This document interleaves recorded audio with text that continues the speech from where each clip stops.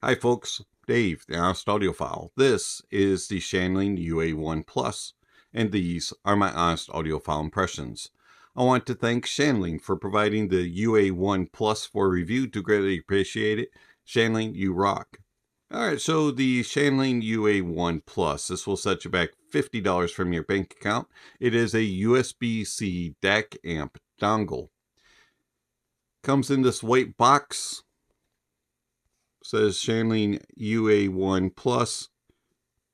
Picture of the device, a little bit of branding, and it got a high-res sticker. It's gotta sound good. On the backside, you get some specs. Lifting up the magnetic lid, and you're greeted by the device and a USB adapter, and more high-res stickers. Really gotta sound good. Alright, so we'll talk about the device here in a moment. Here is the USB to USB-C adapter. Lifting off the lid, you have some more accessories here. You get a little loop handle thing if you want to connect it. And then you get a USB-C to USB-C cable. You aren't going to believe this, more high-res stickers. It's really got to sound good. And then there's a bunch of paperwork in the bottom. Alright, so set all that to the side. So you get a decent unboxing experience. The device.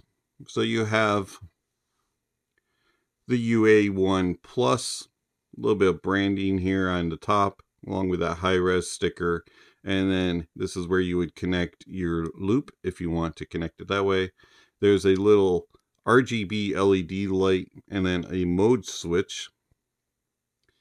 3.5mm output on the front, USB-C connection on the back. The whole device itself weighs 9.5 grams. It's extremely light. And it's about 40mm by 17.7mm by 8.2mm. So it's very, very small. If you take it and compare it to my finger, you can see it's less than 2 knuckles. So it's pretty small. Connects with USB-C. You can connect it either way, which is very nice. It's got some very interesting technology on the inside. It has dual Serious Logic CS43131 DAC chips. It supports up to 32.768 bitrate, DSD256. There's no MQA. It also is UAC1 and UAC2 compatible. THD and N is 0.0004%. SNR is 125 dB. DNR is 126 dB. Output impedance is 0.5 ohms. Crosstalk 71 dB. Output power is 1.6 volts at 32 ohms, or about 80 milliwatts at 32 ohms. Frequency response range 20 hertz to 40 kilohertz.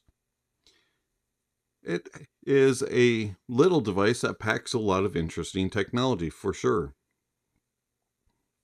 Extremely well built, feels very durable, and extremely small. It's going to fit into any pocket. The cable is nice and flexible, and it's going to just disappear and stay out of the way. You're not going to have something clunky connected to your device, whether you're using a PC or a laptop or a tablet, phone, DAP, any of those things. You're not really going to notice that this is connected, which is a nice thing. You can connect it to the Shanling Effect app. And with that app, you can control a couple different things like filters and gain and things like that. And it did work very nicely. Also, you have this little mode button. Now, this mode button is small. If you have bigger fingers, could be an issue, especially when things are connected. Clicking it once will pause or play your music. And then double tapping it will put you into volume mode. And then hitting it again, and you'll raise the volume. Triple tapping it will take you into volume mode as well, and then holding it down will lower the volume. But it's a little bit clunky. You don't really ever know if you're in the proper setting, and oftentimes you'll just end up pausing your music and playing it again, and it just gets frustrating. So I found that just getting out your device and hitting the volume button was easier. But maybe you like that function. The UA1 Plus is a very interesting device when it comes to powering things. Now, 80 milliwatts of power isn't a whole lot. For most IEMs, it'll drive them. I had no issues really with most, except for the harder to drive planar IEMs and some of the higher impedance IEMs. It did struggle just slightly, but the majority of my IEMs were driven fairly easy. Going to over-ear headphones was a different issue, and I found that it really did not drive over-ear headphones at all. So this is pretty much an IEM only device, and it is a little bit picky on there, but not much. How does this sound? So the Shanling UA1 Plus has a very neutral, warm leaning sound signature with very good details and resolution throughout. The bass of the UA1 Plus is very, very pleasing. It has a nice extension into the sub bass, so you're not going to get a ton of rumble grumble here, but there is enough of a presence there when your IEMs are readily available to present it. And then the mid bass and upper bass is a little bit more of the focus. You're going to get some nice punch and slam, and it has nice texture and very good details and resolution. And I found that the tonality of it is very natural, and overall it's just a very pleasing sound signature in the bass, and it stays well controlled. You're not going to get a lot of muddled and confused tracks on heavier hitting bass tracks. And then the mids have a very nice, approachable, pleasurable mid. They have a very natural tonality to them, very good details and resolution, and instruments and vocalists are going to sound very natural and lifelike, and it's going to reproduce things in a very natural way, and they stay even keeled, and it's very neutral in its presentation with nice note weight and body. And overall, it's just a very pleasurable mid without force feeding them upon you. It's not making them forthright. It's not elevating them too much. Overall, it's just a very neutral sound signature with a very nice natural tonality. And then the treble is also presented very even keeled and balanced and cohesive along with the bass and the mids. Extends nicely, is slightly a little bit on the laid back side and rolled at the very top. On some tracks it could maybe use a little bit more air and sparkle. It can go into a little bit of borderline boring mode at times. It's just a little bit too smooth, a little bit too soft, and a little bit too pleasurable at times in the treble. I do wish it had just a little bit more, but for the most part, just like the bass and the mids, it has nice tonality and a very good details and resolution. Soundstage of the UA1 Plus is a little bit more on the smaller side. It's not cramped, it's not intimate, but it's not going to give you that big grand open spacious type of sound signature. It's going to do a decent job at portraying different venues, whether or not they're super small, medium, or largish, but it's not going to give you that grandeur. It's not going to give you that wow factor when it comes to expansiveness. But overall, it's going to do a decent job of portraying differences in venues. There's nice depth, and it does a very good job with layering and overall just keeping things in their place, and imaging it tracks across very well, and you can pretty much go pinpoint on location. Detail retrieval and resolution is also very good with the UA1 Plus. I found that it does a very good job of presenting the details in a track. You're not going to really miss anything, and it resolves everything that it brings out. And then tone and timbre is very natural and accurate. It is a little bit on the more pleasurable, smoother side, especially in the uppers, but for the most part, it's a very natural sounding with a warmer tint.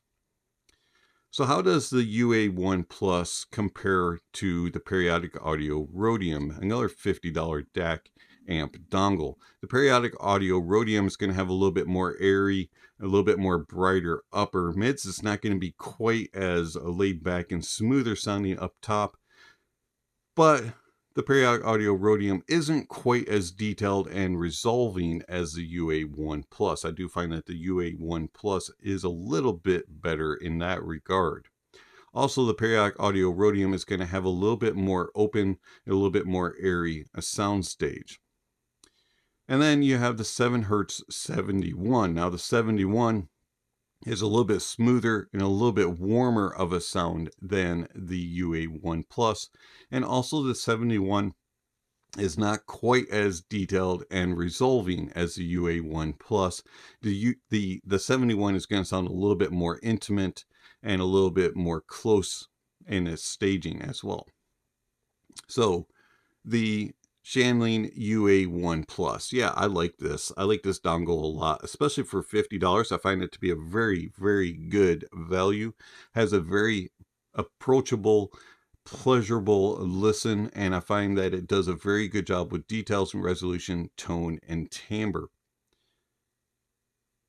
If you like a slightly relaxed, slightly warmish, neutralish tone, I highly recommend the Shanling UA1 Plus. It's been Dave, the Honest Audiophile. Thanks for watching, and I'll catch you on the next video. Speaking of next video, somewhere on screen, subscription links, notification bells. If you haven't already, please check those off.